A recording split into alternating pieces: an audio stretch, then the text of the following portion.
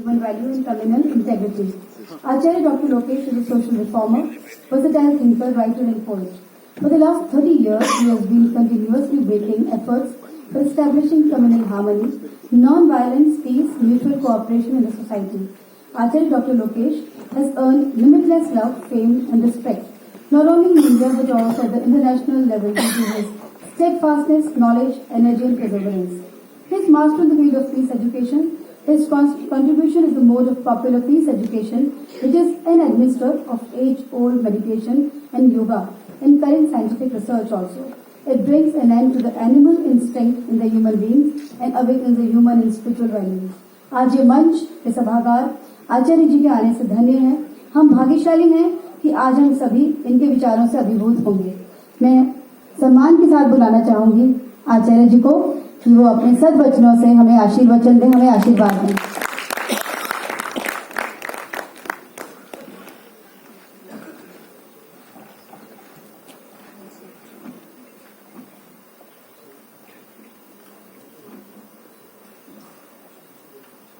Public relation society of India की ओर से आयोजित ये त्रिदिवसीय अंतर्राष्ट्रीय सेमिनार और जैसा मुझे विषय दिया गया है world peace through Indian values. सबसे पहले तो मैं आपके मन की शांति के लिए ये कहना चाहूंगा 30 मिनट का मुझे समय दिया है, 50% मैं उसमें से विसर्जन करता हूं जिससे कि आपकी भी मन की शांति बनी रहे और मेरी भी मन की शांति बनी रहे, क्योंकि मैं ये जानता हूं कि जठाराग्नि और क्रोधाग्नि का बड़ा संबंध है। और जब कागज में टी टाइम का टाइम लिखा हुआ और जिनको चाय की तलब है तो वो भी फिर पीछे इधर उधर न देखे, कोशिश रहेगी 15 मिनट से पहले मैं अपनी बात को संपन्न करूं। बंधुओं और बहनों, मन की शांति विश्व शांति से पहले जरूरी है और यूं भी मैं कह सकता हूं कि मन की शांति से ही विश्व शांति को प्राप्त हो सकता है। और शांति का संबंध पदार्थ और परिस्थिति से नहीं, हमारी मनस्थिति से है। ये हमने पूर्व वक्ताओं से, हमारी सिस्टर बीके हुसैन जी से भी जाना और अभी हमारे विद्वान वक्ता से भगवत गीता के माध्यम से भी हमने जाना। और मैं भी इस बात में स्वर मिलाना चाहूंगा कि जो लोग मेडिसिन में, ट्रैंक्विलाइजर्स में, शामक औषधियों में, कंपोज में इनको खोजते हैं, वहां पर स्थायी समाधान है नहीं। मेडिसिन नहीं, मेडिटेशन स्थायी समाधान है। ये भारतीय मूल्य परंपरा हमें कहती है, क्योंकि मेडिटेशन के माध्यम से हमारे भीतर की नकारात्मकता खत्म होती है और जब हमारे भीतर सकारात्मक भाव, पॉजिटिव थिंकिंग, विधायक चिंतन प्रतिकूल से प्रतिकूल परिस्थिति में भी हमें पार पहुंचाता है। इसलिए मैं कहना चाहूंगा कि जो बड़े बड़े महलों में, अटालिकाओं में शांति को खोजते हैं, वस्तुतः शांति वहां पर नहीं है। एक संत महात्मा से सज्जन ने कहा कि मैंने नया मकान बनाया है, भवन, अगर आपका पैर वहां आ जाए तो मैं धन्य हो जाऊंगा। ये भारतीय संस्कृति है। अभी भी हमारी संयोजिका कह रही थी, मुनि जी आए धन्य हो गए। धन्य तो हम अपने कार्यों से होंगे, पर हाँ, ये हमारी संस्कृति है। संत गए, बाहर से दिखाना शुरू किया कि महाराज ये जो ग्रेनाइट है ना, ये तो मैंने सब बाहर से लाया, ये मार्बल जो है मैंने इंपोर्ट किया है, और ये मेरा सोफा सेट है, ये मेरा डिनर सेट है, ये मेरा टीवी सेट है। संतों ने पूछा, ये बता दिमाग सेट है कि नहीं? बोले महाराज जी बस यही प्रॉब्लम है कि दिमाग हर समय अपसेट है। घर में 10 सेट है किंतु दिमाग अपसेट है। और इसीलिए आज की संगोष्ठी का बहुत महत्व है। हमारे भीतर सकारात्मक सोच, विधायक भाव, पॉजिटिव थिंकिंग, क्योंकि भारतीय मूल्य कहते हैं कि यादृगी दृष्टि तादृगी सृष्टि। दृष्टि के पीछे सृष्टि का निर्माण होता है। नजर बदलते ही नजरिया बदलते देर नहीं लगती है। और जब तक हमारी दृष्टि नहीं बदलती है, एक व्यक्ति मेले में गया तो एक हिंदू भाई ने कहा कि आज तो देखो चिड़िया बड़ा अच्छा बोल रही है। तो किसी ने कहा है कि चिड़िया का बोलना अच्छा और बुरा क्या? नहीं नहीं नहीं, देखो आज चिड़िया कह रही है राम लक्ष्मण दशरथ, राम लक्ष्मण दशरथ, राम लक्ष्मण दशरथ। तो मौलवी साहब वहां से गुजर रहे थे, उन्होंने कहा जी चिड़िया की आवाज तो मुझे सुनाई दे रही है, चिड़िया तो कह रही है सुभान तेरी कुदरत, सुभान तेरी कुदरत, सुभान तेरी कुदरत। एक तरकारी वाला गुजर रहा था, उसने कहा जी चिड़िया की आवाज तो मुझे सुनाई दे रही है, वो तो कह रही है गाजर मूली अदरक, गाजर मूली अदरक, गाजर मूली अदरक।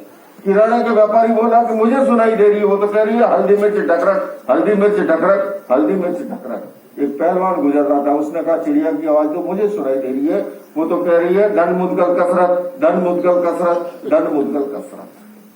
कहने का अर्थ जाकी रही भावना जैसी ये भारतीय मूल्य परंपरा हमें कहती है। अंतर जगत के अंदर हमारे भाव निहित है, भाषा माध्यम है हमारा संपर्क का, किंतु भीतर में अगर भाव विशुद्धि नहीं है तो इसलिए भारतीय संस्कृति के अंदर बहुत ही गहरे में जाकर के और इस बात को महसूस किया गया कि बदलाव जो है केवल सिद्धांत से नहीं आता है, बदलाव प्रयोग से आता है। अभी हमारी बहन डीके हुसैन ने मेडिटेशन का प्रयोग कराया, क्योंकि जितना भी बदलाव जो है वो प्रयोग के माध्यम से आता है। अभी हमारे गीता पर वक्तव्य देते हुए उन्होंने एंगर की बात कही। मैं अभी डॉक्टर अजीत पाठक जी को बता रहा था, उन्होंने मुझे पूछा कि क्या जैन परंपरा में भी ध्यान की प्रणाली? मैंने कहा जी बिल्कुल है, हम anger management, stress management, self management आदि आदि शिविर लगाते हैं। और मैंने उन्हें ये भी कहा कि एक साइंटिफिक प्रक्रिया है, ये केवल धर्म परंपरा या संप्रदाय की बात नहीं है। और मैं कहना चाहूंगा कि मेडिकल साइंस के अनुसार एक स्वस्थ व्यक्ति 1 मिनट में 16-17 सांस लेता है। अगर यहाँ पर डॉक्टर मौजूद है तो वो जानते होंगे। लेकिन जब जब हमारी आवेश और आवेग की स्थिति होती है, जितना उसका टेम्परेचर अधिक होगा, चाहे किसी भी प्रकार का आवेश हो, उतनी हमारी श्वास की संख्या बढ़ जाती है। जब आप डीप ब्रीदिंग के साथ कलर मेडिटेशन के प्रयोग को करते हैं तो भीतर से परिवर्तन होता है। और ये एंगर मैनेजमेंट मैं आपसे संक्षेप में ये कहना चाहूंगा, प्रयोग तो समय अभाव में नहीं करा पाऊंगा, पर यह अवश्य कहना चाहूंगा, मेरे पास ऐसे सैकड़ों हजारों उदाहरण हैं गुस्से के कारण से जिनके घर परिवार नरक बन रहे थे, किंतु प्रयोग से गुजरने के बाद, केवल मेरे उपदेश से नहीं, प्रयोग से गुजरने के बाद भीतर से बदलाव आता है। जैसे हम नशे के लिए कान के आसपास प्रयोग कराते हैं, किसी को तनाव है, फिजिकली, मेंटली, इमोशनली रिलैक्सेशन का प्रयोग कराते हैं। ये साइंटिफिक सच है कि हमारे एंडोक्राइन सिस्टम के हार्मोन्स जो है वो हमारे नाड़ी तंत्र में मिलकर के जीवन व्यवहार को प्रभावित करते हैं।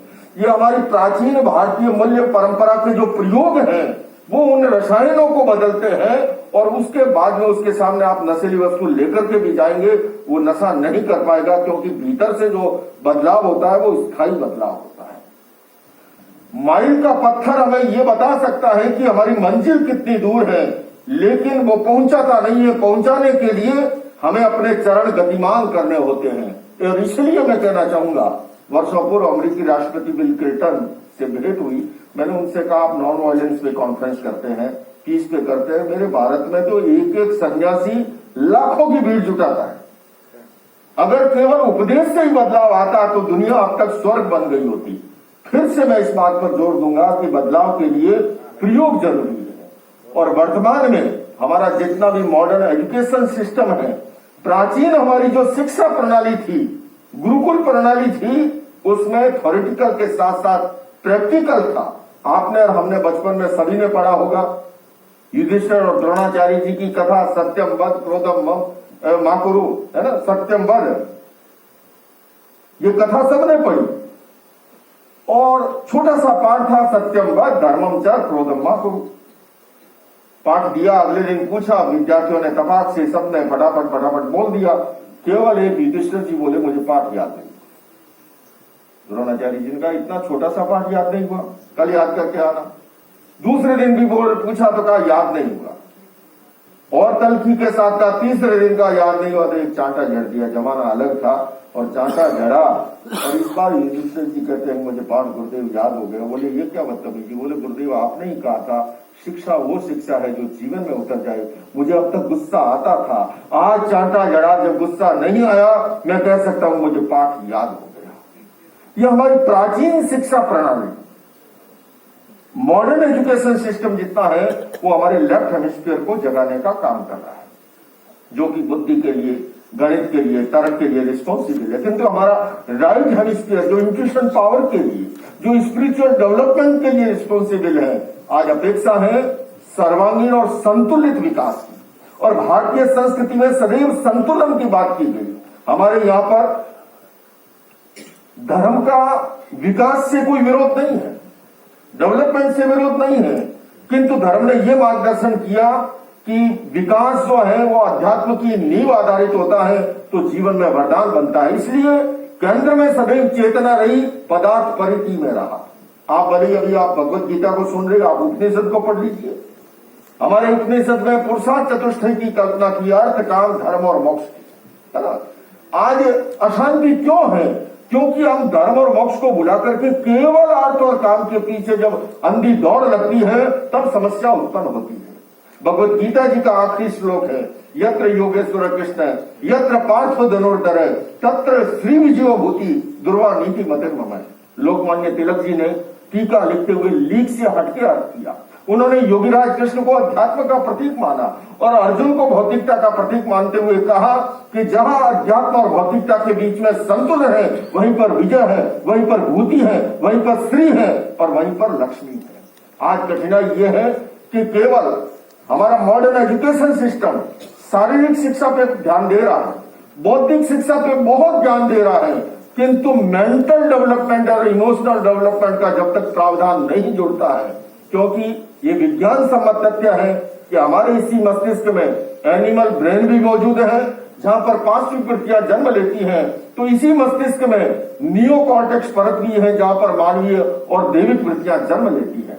पिछले वर्ष ही अमेरिकी राष्ट्रपति जो बाइडेन से चर्चा के दौरान वहां की आज बड़ी समस्या गन वायलेंस की। गन वायलेंस इतनी बड़ी समस्या और कोविड काल के बाद में वहां के विद्यार्थियों में, वहां नहीं पूरी दुनिया के अंदर आज मैं ये कह सकता हूं कि शारीरिक बीमारियों से भी अधिक साइकोसोमेटिक डिजीज, मनोकैक समस्याएं उत्पन्न हुई है। और ऐसे के अंदर मैंने उनसे कहा कि गन वायलेंस का समाधान के लिए जब तक प्राइमरी एजुकेशन से पीस एजुकेशन जैसे कार्यक्रमों को इंट्रोड्यूस नहीं करेंगे, वैल्यू बेस्ड एजुकेशन को इंट्रोड्यूस नहीं करेंगे, आप एक गन पे प्रॉब्लम बैन लगाएंगे, वो दूसरी उठा लेगा, दूसरी पे लगाओगे, तीसरी उठा लेगा। असली समस्या है इस मस्तिष्क की। और हमारी भारतीय मूल्य परंपराओं में मस्तिष्कीय प्रशिक्षण की विधा को जोड़ा गया था। मैं बात की संपन्नता की ओर ले जा रहा हूं। एक व्यक्ति गाड़ी लेके जा रहा था, ट्रैफिक पुलिस वाले ने देखा संध्या का समय, गाड़ी के लाइट नहीं है, रोकने की कोशिश की, भैया गाड़ी कहां दौड़ा रहे हो, इसके लाइट नहीं है। उसने कहा बीच में से हट जा नहीं तो मारा जाएगा, इसके ब्रेक भी नहीं है।